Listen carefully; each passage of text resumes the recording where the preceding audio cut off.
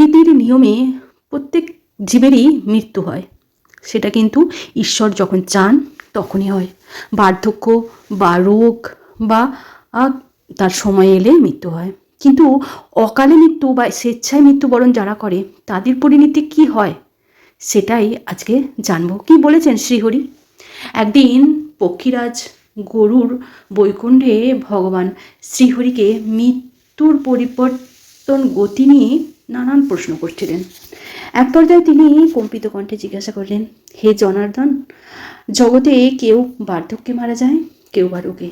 তাদের আত্মার সদ্গতি হয়, কিন্তু যারা ক্রোধে, লোভে বা ভয়ে গলায় দড়ি দেন, বিষপান করেন, অগ্নিদগ্ধ হয়ে বা অস্ত্রের আঘাতে স্বেচ্ছায় নিজেকে প্রাণনাশ করে, সেই সব আত্মঘাতীর মৃত্যুর পর কী গতি হয়? তাদের শ্রাদ্ধ বা পিণ্ডদান কতদিনে করতে হয়? ভগবান বিষ্ণু তখন গম্ভীর হয়ে উত্তর দিলেন। তিনি বললেন, আত্মহত্যার মৃত্যু হলো দুর্মরণ বা অপমৃত্যু। এদের বিচার বা গতি সাধারণ মানুষের মতো হয় না। আত্মহত্যার পর কি ঘটে? পরিণতি ও পেট যোগনীতে ভগবান বিষ্ণু গরুরকে বললেন, প্রতিটি জীবের আয়ু বিধাতা নির্দিষ্ট করে দিয়েছেন। ধরুন কারুর আয়ু ছিল 70 বছর, কিন্তু সে হতাশাগ্রস্ত হয়ে 30 বছর বয়সে আত্মহত্যা করলো। বাকি 40 বছর তার আত্মার মুক্তি কিন্তু পায় না, স্বর্গেও গিয়েও পায় না, নরকেও যায় না। সে প্রেত বা পিশাচ হয়ে মর্তলোক ও পরলোকের মাঝখানে শূন্যস্থানে অন্তরিক্ষে আটকে থাকে। গরুর পুরাণে এর বর্ণনাও আছে ঠিক এইভাবে। বায়বিক দেহ, স্থূল শরীর নষ্ট হয়ে গেলেও তার সূক্ষ্ম শরীর মানে মন, বুদ্ধি, অহংকার ও বাসনা থেকেই যায়।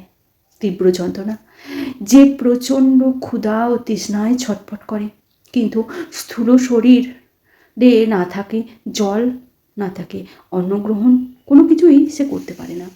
সে তার আত্মীয় স্বজনকে দেখতে পায়, কথা বলতেও চায়, কিন্তু কেউ তার কথা শোনে না। অন্ধকার ও ভয়, এটাও তাদের জীবনে মানে তাদের মৃত্যুর পর ঘটে। সে এমন এক স্তরে থাকে যেখানে সূর্যের আলো পৌঁছায় না। মৃত্যুর সময় সে যে কষ্ট পেয়েছিল, যেমন শ্বাসরোধের কষ্ট বা বিষের জ্বালার কষ্ট, প্রেত অবস্থায় সে প্রতিনিয়ত সেই একই কষ্ট অনুভব করতে থাকে। গরুর পুরাণে বলা হয়েছে যে যখন মানুষের মৃত্যু আসে, মানে নিয়ম মেনে যদি মৃত্যু হয়, সেই মৃত্যুর জন্য সে স্বর্গ লাভ করতেও পারে তার কর্মফল অনুযায়ী, আবার না করতেও পারে। তার একটা ব্যবস্থা হয়। যারা বিষ, রজ্জু মানে দড়ি বা অস্ত্র দ্বারা আত্মহত্যা করে তারা প্রেতগতি প্রাপ্ত হয়। তাদের উদ্দেশ্যে সাধারণ তর্পণ বা শ্রাদ্ধ করলে কোনো ফল হয় না, কারণ তারা তা গ্রহণ করতেই পারে না।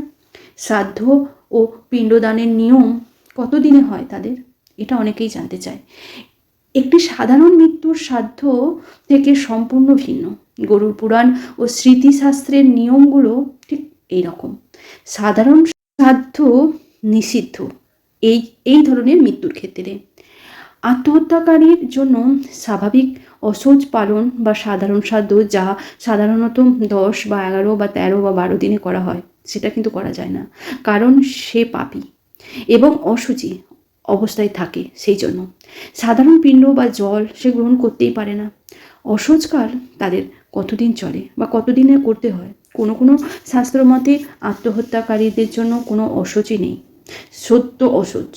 আবার কোনো মতে 3 দিনের অসহ্য পালনের কথাও বলা হয়েছে।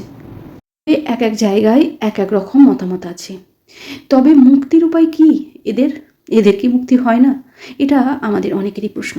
পরিবারের লোকেরা যদি সেই অভিশপ্ত আত্মার মুক্তি চায়, তবে সাধারণ শ্রাদ্ধের বদলে বিশেষ প্রায়শ্চিত্তের পুজো করতে হয় তাদের। এটাই লেখা আছে শাস্ত্রে।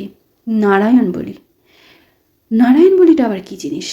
নারায়ণ বলি হলো আত্মহত্যাকারীর মুক্তির একমাত্র উপায় হলো নারায়ণ বলি নামক যজ্ঞ। এটি সাধারণ যজ্ঞ নয়, এটি এক প্রকার বিষ্ণু পুজো বা বিষ্ণুর যজ্ঞ। সময় কতদিন লাগে এটির জন্য? এর জন্য সময় লাগে শাস্ত্রীয় বিধান মতে আত্মহত্যার 1 বছর পূর্ণ হওয়ার পর এই কাজ করার নিয়ম।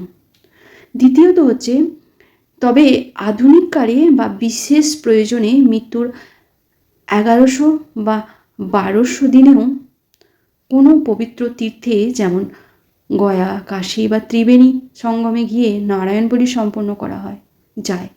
যতদিন না এই পুজো হচ্ছে ততদিন সাধারণ সাধ্য এই আত্মার কাছে পৌঁছায় না। প্রাচীনকালে এক দেশে এক ব্রাহ্মণ যুবক ছিল। সংসারের ওপর অভিমান করে সে একদিন নির্জন বনে গিয়ে গলায় দড়ি দিয়ে আত্মহত্যা করল। তার পিতামাতা অত্যন্ত শোকাহত হলেন এবং পুরোহিতকে ডেকে যথারীতি 11 দিনে ধুমধাম করে শ্রাদ্ধ ও পিণ্ডদান করলেন। কিন্তু কিছুদিন পর থেকেই সে বাড়ির অমঙ্গল শুরু হলো। সেই বাড়িতে অমঙ্গল হতেই থাকলো। পরিবারের লোকেরা অসুস্থ হতে লাগলেন। রাতে অদ্ভুত কান্নার শব্দ শোনা যেতে লাগলো। মৃত যুবকের মা একদিন স্বপ্নে দেখলেন তার ছেলে কঙ্কাল সার চেহারায় দাঁড়িয়ে বলছেন, মা, আমি ভীষণ তৃষ্ণার্ত। তোমার যে পিণ্ড আর জল দিয়েছ তা আমি পাইনি। তা মাটিতে পড়ার আগেই অন্য শক্তিশালী রাক্ষসেরা কেড়ে নিয়েছে। কারণ আমি আত্মঘাতী। সাধারণ পিণ্ডে আমার অধিকার নেই। আমি বাতাসের মধ্যেই ঝুলে আছি। আমার গা জ্বালা করছে। আমাকে বাঁচাও। ব্রাহ্মণ দম্পতি তখন এক ত্রিকাল দোষীর ঋষির শরণাপন্ন হলেন। ঋষি ধ্যানে সব থেকে বললেন, তোমরা ভুল করেছ। আত্মহত্যাকারী প্রেত দেহের সাধ্য সাধারণভাবে মুক্ত হয় না। সে মহাপাপ করেছে। তাকে মুক্ত করতে হলে গয়াধামে গিয়ে বিষ্ণুর চরণে নারায়ণ বলি প্রদান করো এবং তার পাপের জন্য প্রায়শ্চিত্ত করো, তবেই তার মুক্তি হবে। ঋষির নির্দেশ মতো ব্রাহ্মণ গয়ায় গিয়ে বিষ্ণু শিলায় পিণ্ডদান ও নারায়ণ বলি যজ্ঞ করলেন। যজ্ঞের শেষে ব্রাহ্মণ স্বপ্নে দেখলেন তার পুত্র এক দিব্য জ্যোতির্ময় দেহ ধারণ করে বলছেন, বাবা, জনার্দন শ্রীহরির কৃপায় আজ আমি প্রেত যোনি থেকে মুক্তি পেলাম এবং পিতৃলোকে যাচ্ছি। পরিণতি কী হয়? আত্মহত্যা করলে মুক্তি মেলে না, বরং আত্মা প্রেত হয়ে দীর্ঘকাল নির্ধারিত আয়ু শেষ না হওয়া পর্যন্ত ভীষণ কষ্ট পায়। শ্রাদ্ধ সাধারণত 10 থেকে 12 দিনের শ্রাদ্ধ। এদের কাজ আসে না। এদের জন্য নির্দিষ্ট শ্রাদ্ধ হলো নারায়ণ বলি। এর জন্য করণীয় হলো গয়া শ্রাদ্ধ বা ভগবানের নামে কীর্তনই এই মহাপাপ থেকে জীবকে উদ্ধার করতে পারে।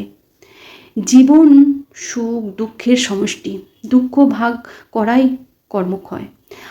আত্মহত্যা করে সেই কর্ম থেকে পালানো যায় না। তাই আত্মহত্যার পরিণতি ভয়ানক হয়ে ফিরে আসে। তাই ভগবানের দেওয়া জীবন রক্ষা করা এবং সাহসের সাথে বেঁচে থাকা, শ্রীহরির নাম করা, সেবা করা পরম ধর্ম। তাতেই মুক্তি মিলবে। আমাদের জীবন তাই তো যুদ্ধ করে বেঁচে থাকা। দুঃখ তো থাকবেই জীবনে, সেগুলোকে কাটিয়ে ওঠার নামই কিন্তু জীবন। জয় হরি, হরে কৃষ্ণ।